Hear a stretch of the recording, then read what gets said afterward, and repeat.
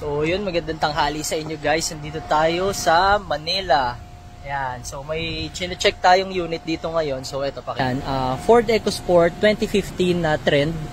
So, ito, syempre, onting retouch na lang. Ayan, kita nyo naman sa harap. Pero yung loob niyan, sobrang in-top niyan. Ayan, mainam na mainam yan.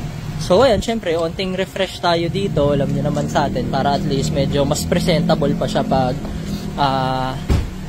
display na natin. And then, syempre, SOP, scan tayo. Ayan, temp check.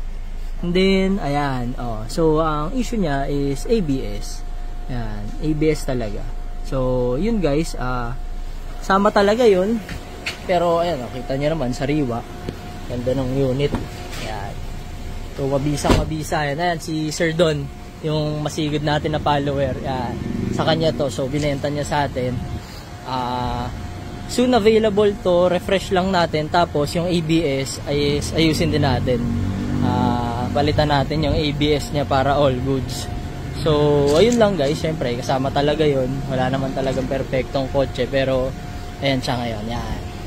Ford EcoSport 2015 trend na color red. Ganda oh.